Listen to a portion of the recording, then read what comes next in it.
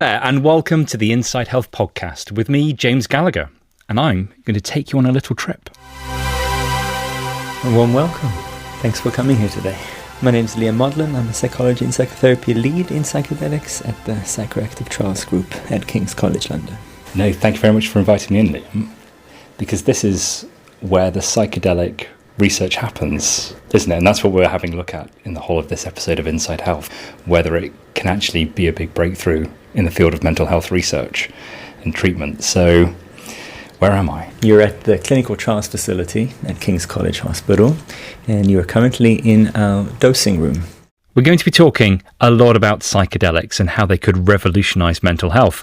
So first of all, let's be clear, what are psychedelics? Well, here's psychiatrists James Rucker and first, David Arizzo. The more classic psychedelics, they are psilocybin, which exists in magic mushrooms or magic truffles, DMT, which is the psychedelic active compound in a psychedelic brew used in the Amazonian cultures called ayahuasca, and we are using that in trials to test it for depression as well. Mescaline is coming from the peyote cactus, and then LSD, synthetic compound developed around the Second World War in Switzerland. Then you also have 5-MeO-DMT, toxin from a toad in nature. So you have all these different compounds. So a psychedelic drug is a type of drug that has a specific effect in the brain. It stimulates a certain type of serotonin receptor in the brain in an unusual way, and this results in quite a profound and unusual experience that can be mystical, very pleasurable, but also anxiety provoking. People can misperceive things, even hallucinate. It's a characteristic state, and it's defined by this pharmacological mechanism of action, this action at this specific type of serotonin receptor, and that is what a psychedelic is. We'll hear a lot more from James and David later as we explore this cutting edge of modern psychiatry, because despite the talk about mystical experiences, this is far from a 1960s drug-fueled lovin'. Much of the work into psychedelic treatment is still at the research stage, but the most promising results have been in cases of depression when other treatments just haven't worked. And later this year, it's happening for the first time in Australia. Psychiatrists will be able to prescribe MDMA, so that's ecstasy, as well as psilocybin, which is the chemical found in magic mushrooms. And Liam Modlin has used the drugs in his clinic. As you can see, it's a very different room than your normal psychotherapy NHS clinic. I have to say, it is nicer than my bedroom. There's mood lighting, little candles everywhere, battery-powered ones, no flames. Aromatherapy, what's the smell? Well, currently it's lavender. Lavender, lovely. Nice bed, weighted blanket, rainforest scenes on the background. It's kind of like, I think every hospital room should be like this. I agree. How does it make you feel to be in this room? I'm very calm in here. I want to crawl on the bed. Can I jump on? Yeah, please, make yourself comfortable. Oh, I'm really in danger of falling asleep in here. Now, that's the intent behind it. So a comfortable setting seems to be conducive to feelings of safety and relaxation and really making the most out of the experience. So you've got to be here basically from before the drug's taken until the drug's worn off. That's correct. Okay, so when I come in, when would you get the psychedelic therapy? The drug itself? Yeah. The drug itself, you'll probably get it around 9 a.m. in the morning. We invite participants to come around 8 a.m. We check in with them. There's final physical exams. Ask them about their current state of mind. We take informed consent. Then we administer the psychedelic. But importantly, with psychedelic therapy, the process starts a lot earlier, weeks before, when we start the preparation phase, where they meet with their therapist and they practice some of the techniques and skills that we think seem to be helpful for participants to make the most out of the experience, ensure psychological safety, and gear them up for a meaningful day. Now, if you've been enjoying the music in this episode, it was composed by Ian Roulier. He tried multiple treatments for his depression before taking psilocybin in clinical trials. He now runs an advocacy group called PsyPan for people who've had psychedelic therapy. So I've taken part in 2 clinical trials. The first one was in 2015, and that was the pilot study. And that involved 2 doses of psilocybin, one 10 milligram dose, and a week later a 25 milligram dose. And the 10 milligram dose, I was able to resist, didn't let go. I didn't let the drug fully take hold of me. Mm-hmm. And that's how really you get the most potential from psilocybin, is to let go. To go with the flow. Yeah. There's a saying that really helped me during. The phrase they used was in and through. We're like, whatever comes up. The first dose, I was scared. I felt frozen, and I was like, I need to retain control, because letting go is going to be the end of me, Did the second attempt work better? So for the second dose, I would say, because it's 2.5 times stronger, I didn't have as much choice whether to let go or not. That's why maybe a higher dose is needed, because I see my depression now as a clinging on, as a way of trying to control and push these feelings and thoughts and emotions away. And it never works. They never disappear. So psilocybin, it forces me to relinquish my grip, to let go. We are here the whole day, so the participant is never left alone. There's always a therapist at their side. And the role of the therapist on the day is supportive.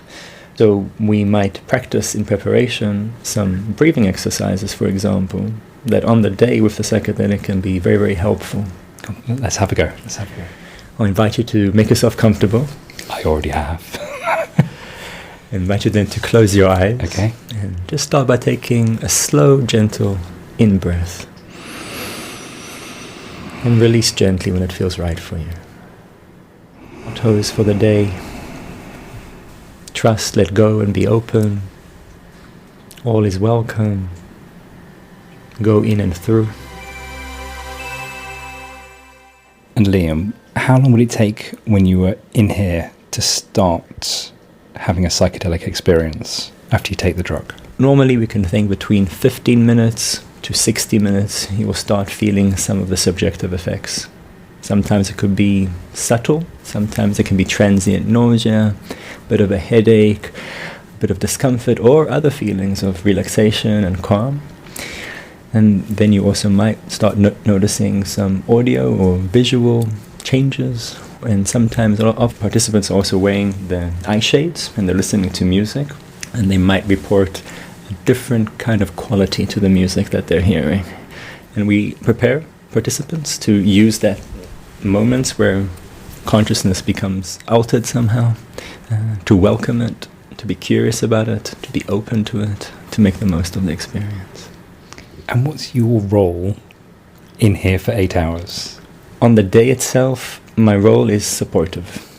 There's the potential for it to be really unsettling, isn't it? It can also be unsettling, and in a way it might be, and we're still investigating it, something about the confrontation with what is unsettling and working through it and processing it as opposed to avoiding it is part of the healing mechanisms for those who respond to treatment. So during both trials, during all 3 doses, because there was 1 dose in the second trial, a similar pattern really of resisting initially. I remember with the high dose thinking, I never want to feel like this again, I want this to stop. But the team were around me, they knew the difficulty I had during the first dose, and they were like, in and through, whatever comes up, approach it, go into it. And I literally looked my demons in the eye. I saw my abusive father, and they encouraged me to go towards that thought of my father. And it was terrifying, it was horrible. But by doing that, by going towards, I saw him for what he really was. Not this omniscient figure that could crush me. He was just, the words that came to my head were just a pathetic little wretch. The opposite of what I thought. And I thought it'd be the end of me. But by being able to face him, I realised that I could face anything. But after that, it wasn't like I entered a space of blissful happiness. It was that I entered a space where I knew that I was equipped to face any emotion that came up, and I could welcome it with open arms, and I could go, in and through whatever came up. So I had many different phases within that. Tears are as valid as laughter. And there were moments during that I did feel this this kind of blissful calm, and for somebody that's been depressed for so many years, that was such a huge revelation to me. It was the first time I'd ever felt self-compassion. And because if you feel connected to every living thing, that therefore includes you. You can't leave yourself off that list of every living thing. And I felt for the first time, a deep compassion and love for myself. And so you went on quite an emotional roller coaster from very dark places to some very hopeful, optimistic ones. Yeah. I don't know if I would have been able to have got to those places without the team around me. Because it's the therapy as well as the drug that's the important thing. Precisely. Here. I think that's why I was able to have the courage to go through those really dark periods and get to that lighter place. You can really hear from Ian, can't you, how much work goes into this, both from Ian and from the therapist. It's not just pop a pill and everything's fine. So I caught up with Liam Modlin again, as well as with Dr. James Rucker, who's a consultant psychiatrist at King's College London. And it became clear that using psychedelics is not a new idea. The human race has a long and complicated history of these drugs. Psilocybin in particular has been used in spiritual and ceremonial healing rituals in geographically distinct tribes around the world. So there's something common there that the human race is interacting with, this sense of mysticism or spirituality maybe that these drugs have a tendency to elicit. But then, of course, we picked up the story in the Western world with the discovery of LSD, and that was in 1938 originally, but 1943 was when its psychoactive properties were discovered. It's worth remembering the state psychiatry was in back then in terms of treatment. You're going to have to remind me. What existed? Very little. But ultimately that was why we had asylums, because we didn't know how to treat mental illness. So LSD was of particular interest, and it was particular interest because it mimics some of the effects seen in schizophrenia, some of the symptoms of acute psychosis. Not all of them, but just some of them. And that was really interesting because it challenged the paradigm of the time that was predominantly psychoanalytic. Suddenly here was a biological agent, a drug, causing some of the symptoms of a disorder that hitherto had been understood in psychoanalytic terms. So in a funny way, it wasn't just LSD, of course, there were lots of other things going on at the same time. LSD kind of ushered in modern psychopharmacology. Why did it disappear as an idea? Or why is it only relatively recently come back? LSD was used quite extensively in psychiatry between 1950 and 1970, but psychedelics were then caught up in what was essentially a moral panic around psychoactive drugs. And there are a series of UN conventions that wanted to control the trade in narcotic substances. And LSD and cannabis and various other drugs we see are very stigmatised today were caught up in all of that and were prohibited. And they were prohibited in the sense not only for recreational use but also for medical use. And that's what killed it. And Liam, it's all very exciting now though, isn't it? It is exciting, and one of the things that I appreciate about working within clinical trials is that we also mitigate the excitement and with some serious science and really to try to get a sense of how these compounds affect patients, how they work in the brain, but also what they seem to elicit for patients that have been suffering for sometimes decades. And James mentioned LSD, and in the first paper in 1950 that was published in English, LSD in the treatment, I think, of alcoholism, conclusion there was that LSD may be an aid to shortening psychotherapy.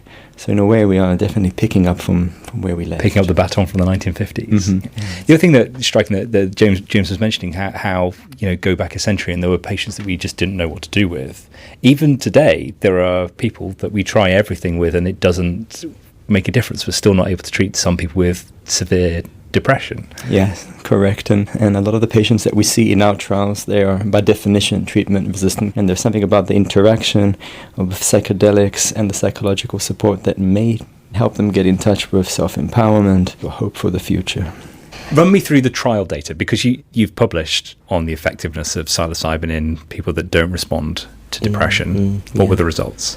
People were all given psychological support, and they were all given psilocybin. They were just randomized to 3 doses, and what you get is this dose-dependent separation between 3 doses, and the largest dose, 25 milligram dose, statistically separates from the lowest dose for 6 weeks, and it's clinically significant. A little under a third of people go into remission. That's a big deal when it comes to depression that has not got better for years or has been resistant to many, many treatments. You don't normally see that in a trial. But it wasn't so amazing that I was thinking that's not clinically credible. James, because I think, did you say that you noticed the difference between the different groups for 6 weeks and then you no longer noticed the difference after? Some people don't respond. Some people respond a bit, but not very much. Some people have profound experiences that seem to shift their perspective quite fundamentally, and that has positive effects for months, even years. It's no panacea, though. I think that's a really important point, because there's a huge amount of hype and even wild speculation around using psychedelics in mental health, and yet it's clear they don't work for everyone. Now, there are larger trials underway, and they'll give us a clearer picture of the effectiveness. But for a moment now, I just want to delve deep inside the brain, because what I want to know is, what are these psychedelics doing? How might they be beneficial in mental health? So I caught up with Dr. David Arizzo, who's the clinical director at the Centre for Psychedelic Research at Imperial College London. David, welcome to the Inside Health Studio. Thanks for coming in. Thank you very much for having me.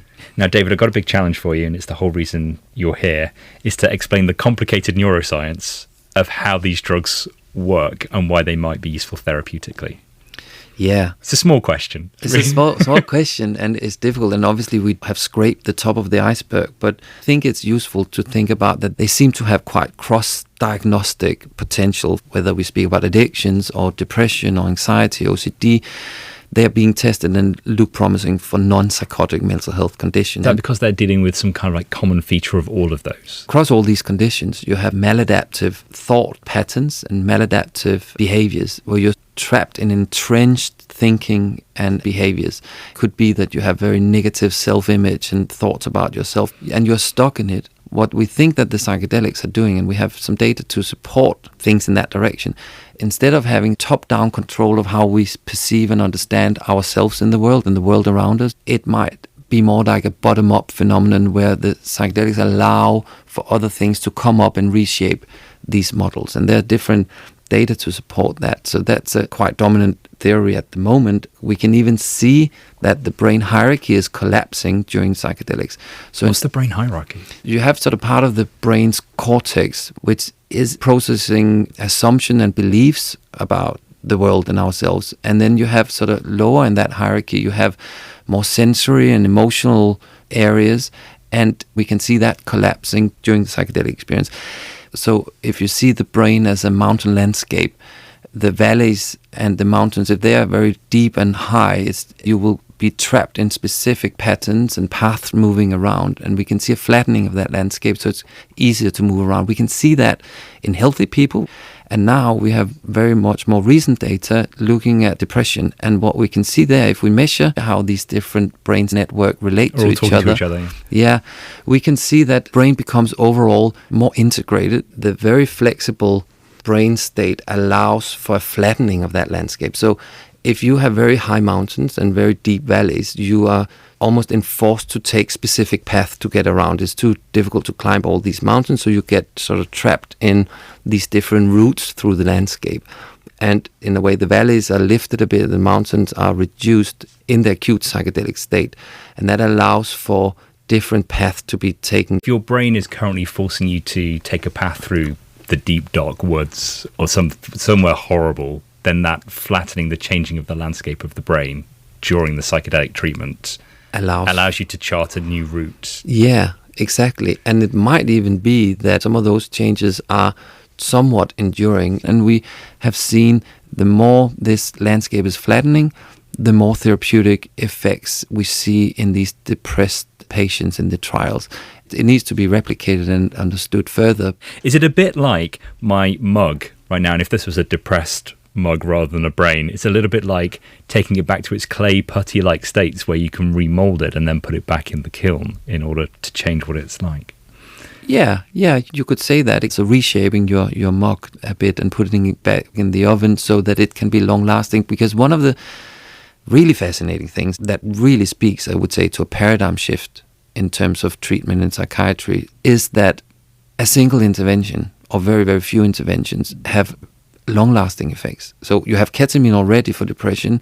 The effects after a single intervention typically a week or two, and here we potentially it's like they're even longer lasting with the classic psychedelics when used for intervention. So you have a drug that induces really fascinating psychological experiences, and we can see that the nature and the profoundness of those experiences seem to be predictive of the therapeutic outcome, and we see long-lasting effects after single interventions. Those things combined speak to a very different paradigm from what we're used to. David, thank you so much for coming in the studio and for tolerating my hideous analogies about mugs.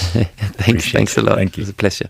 Well, that's how psychedelics might work in the brain as we continue to spend this edition of Inside Health exploring whether these drugs could transform the treatment of mental health.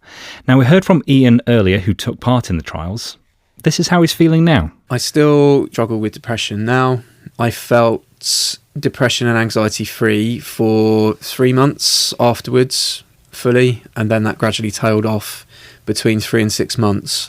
That 3 months? Had you ever had a period like that before? No. There'd be glimmers, moments maybe, and you could have like a nice few hours with a friend or enjoy music more fully or whatever, but really there was never a period of time where that cloud parted, that weight lifted, you know. But having 3 months free of depression was... Oh, it was amazing. It wasn't like I felt like a different person. And this is where some of those threads carried over into my normal daily life. Those feelings of I can face anything that comes up, any emotion, any thought, and I'll approach it openly with compassion, that carried on. That feeling of being connected to nature and other people and myself, that carried through as well. And to just really simple things like being able to have a conversation with somebody and not instantly walk away from that conversation tearing it to pieces, going, all the anxieties going, oh, I shouldn't have said that. I trusted myself. It was like I felt able to be myself more than I ever had before. And what happened after those 3 months, Ian? During the 3 to 6 month period afterwards, call it an afterglow, literally things feel lighter, things even look lighter. You know, the leaves on the trees are shining back at you, the sun feels that bit more intense. You're just more alive. When that starts to fade, you start to feel yourself grasping. So there were certain things I did to reconnect myself to that state. A large part of that was the playlist of music that was really key to the whole experience during the trial and afterwards. So that was a way of me getting back into that place or reconnecting with that place. You can feel that maybe the clouds are coming back together, the weight is growing heavier again. I think there's a lot more emphasis now on what they call integration work. So after the trial, the team looked after me as best they could. When the trial comes to an end, there has to be a definite end to that. This is what we're trying to work on with Saipan, the organisation that I've set up with next trial participant.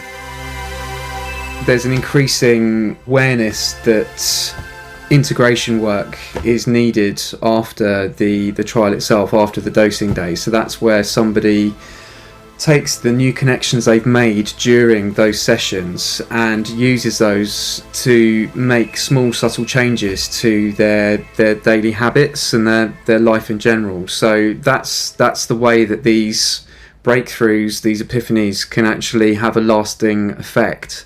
We're also looking to connect trial participants like ourselves with each other, because the fact that people can't access the treatment after the trial is over can be a huge problem in itself. When you finally found something that actually helps you and helps to alleviate your depression, and then you can't legally access it, it can create an even deeper level of hopelessness.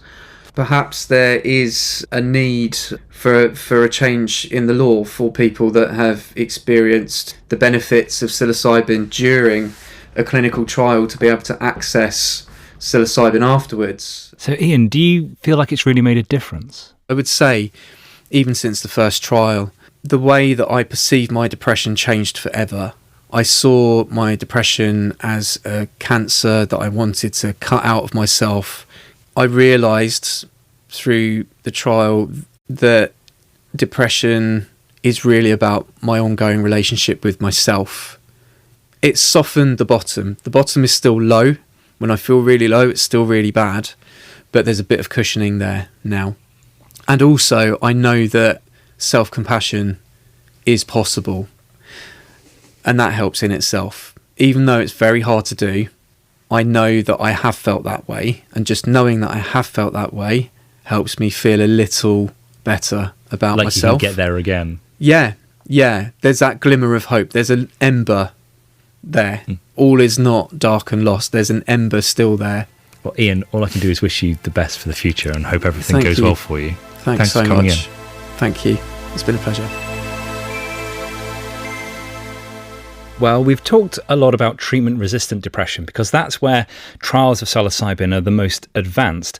But scientists think psychedelic drugs can do so much more in conditions like post-traumatic stress disorder or obsessive-compulsive disorder. And a trial on the eating disorder anorexia nervosa is about to start. Hello, I'm Dr. Hubertus Himmerich. I'm a clinical senior lecturer in eating disorders at King's College London. How big a need is there for a different way of approaching anorexia treatment? Yeah. The need is immense because anorexia nervosa is still the mental disorder with the highest mortality. Psychological treatments don't have a very good outcome, and if we find a medication that can enhance the effect of psychotherapy, that would be fantastic. So Hubertus, what's happening inside the brain if you have anorexia that you're hoping that psilocybin might be able to help change? People who are suffering from anorexia nervosa are obsessed with food, with burning calories all the time. And they are completely ruled by the anorexia. It affects their life, their relationships, and they are living just to satisfy the disorder. When they have the experience with psilocybin, we hope and we assume that people will experience the richness of their inner world, and they will experience that they have so many more ideas and could have so many plans for their life. And this could give them hope for the future. It could increase and improve their mood and motivate them to fight against the disorder and to get their life back. And are you basing that idea that it could work for anorexia nervosa because you see similarities with other diseases that have more evidence in, or have there been enough early kind of like one-off case reports that allow you to think that there's something promising here? A very small study has been done in anorexia nervosa, and during this very small trial, they could observe that patients with anorexia nervosa were able to think about other things than their own body weight and body shape, and they were able to focus on other ideas and make plans. So that means we have evidence from trials in other mental health disorders, but we also have preliminary evidence in anorexia itself. So you're hopeful? Yeah, I'm very hopeful for this trial. Hubertus, thank you so much for talking to me. Oh, thank you. That's anorexia nervosa, and again the idea is to use psilocybin, that ingredient in magic mushrooms, to unlock the brain and make it more open to therapy. While the drug is also being used to help us understand our own brains better, Professor Gráinne McCallinan from King's College is using the drugs to understand autism. What I'm trying to do is build up a chemical profile of the human brain and how that might be different in people who have neurodivergent conditions. So we're not actually investigating psychedelics per se. We're using psychedelics as a tool to understand the brain chemistry of autistic conditions and indeed neurodiversity as a whole.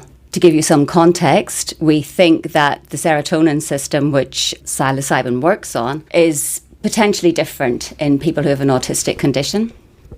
But one way we can test that theory is to use something that works in the serotonin system and see if it elicits a difference in function. And the functions that we're interested in targeting are functions like sensory processing and the way the brain networks work together, because we think those are more foundational processes that basically cascade into more complex behaviours that we understand as the autistic condition or indeed any human condition. You mentioned sensory processing. How different can that be between a kind of neurotypical and an autistic brain?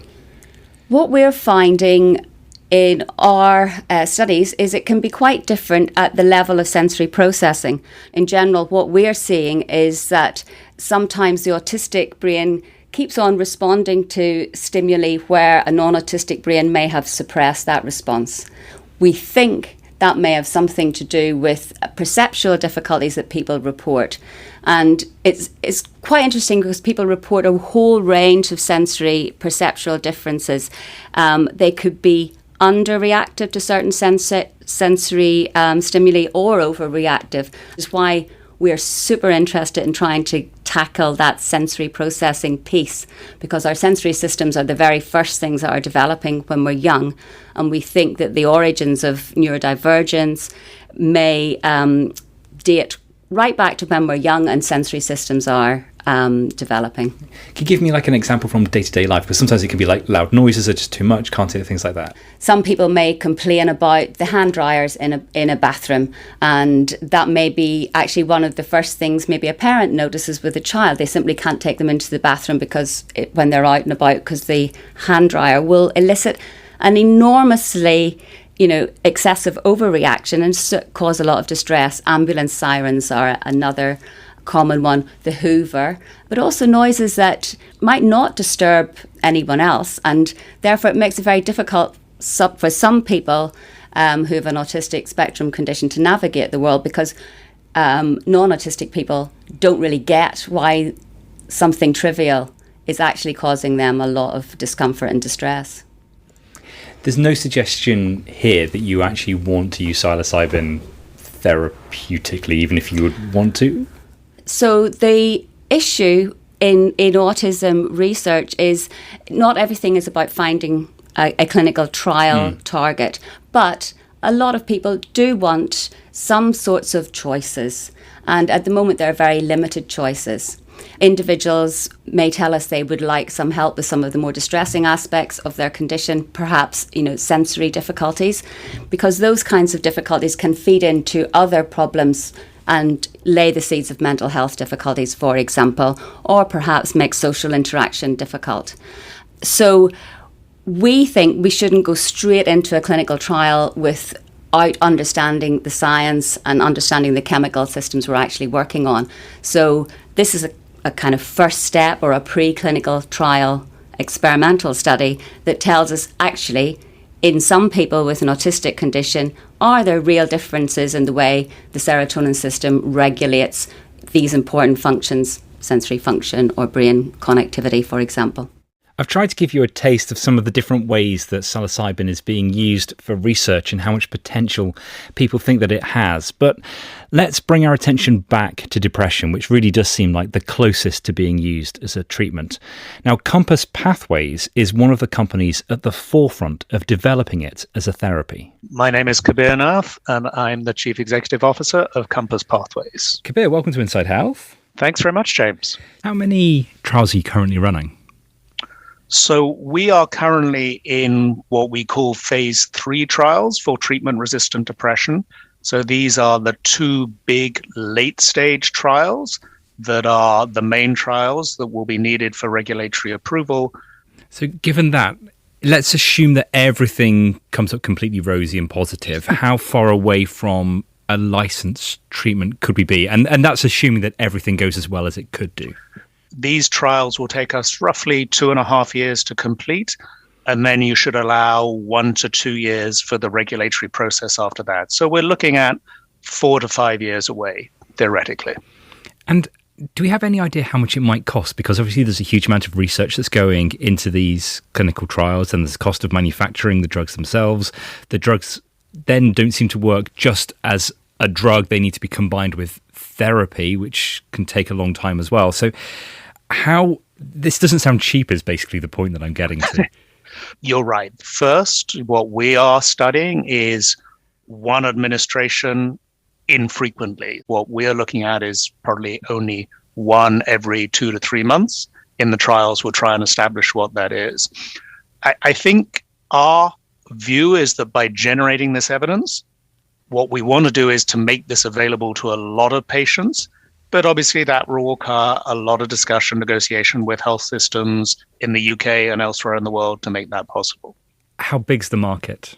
The patient numbers are huge, unfortunately. As I think there is the potential for this to be, psychedelics in general in time, to be a pretty significant contributor to the treatments for serious mental illness. I've just seen figures in the tens of billions. And I just never know whether that's just someone plucking out of thin air or a realistic projection of what it could be. I think it could be in that realm, but that's a long time away. I mean, just to be clear, we're the first company doing the last phase of trials right now. There are many other companies active in the field at a much earlier stage. Those sort of numbers are, I would say, decades away. Thank you so much for coming on the program. Really appreciate it. Thanks very much, James. Pleasure. I think what's become clear from chatting to people who've been through the treatment like Ian, as well as those researching it, is psychedelics are not going to be a magic bullet. And yet up against that, there's this huge amount of hype. So I really am left wondering, are we keeping our feet on the ground here? So I put that to Liam Maudlin and first James Rucker. A huge amount of hype, and with that hype comes risk, because people read that, people who may be depressed and desperate, and a lot of hope is attached to that. But if then they experience a psychedelic and it doesn't work, or it makes them worse, you have disappointment on top of that. And that's where the clinical risk can lie. How do you balance that though? Because there is genuine excitement as well, though, isn't there? Because there's almost this thought that here's something that you can apply to people that all other treatments have failed. That is what's going to happen, is we're going to have this hype versus reality pendulum that will swing back and forth. But one of the exciting things about this is the way we're combining drugs with a therapeutic context. Liam, so you think that the amount of effort that goes in would still be worth it? I think so. I hope so. I think that part of the questions that we need to still ask and investigate is what are the long-term effects of these compounds and how people make use of their experience 12 months, 18 months after treatment. And we also have to figure out what this treatment might look like if approved in healthcare systems, as in how many times do people need to get the treatment and what does this treatment model look like around that. Both of you, thank you so much. Thank you. Well, the Royal College of Psychiatrists shares those sentiments. It says these drugs may offer some hope in treatment-resistant depression, but says we're still at the stage where more extensive research needs to take place. But it's, of course, an area in desperate need of new treatments. So thank you to everyone, especially Ian, that helped us explore the idea of psychedelic therapy. Go in and through. Had a tough week. I needed that. Thank you. We can spend more time here if needed. Thank you for listening to the Inside Health podcast with me, James Gallagher. The studio manager was Sue Mayo, and the producer was, for the very last time, Geraldine Fitzgerald.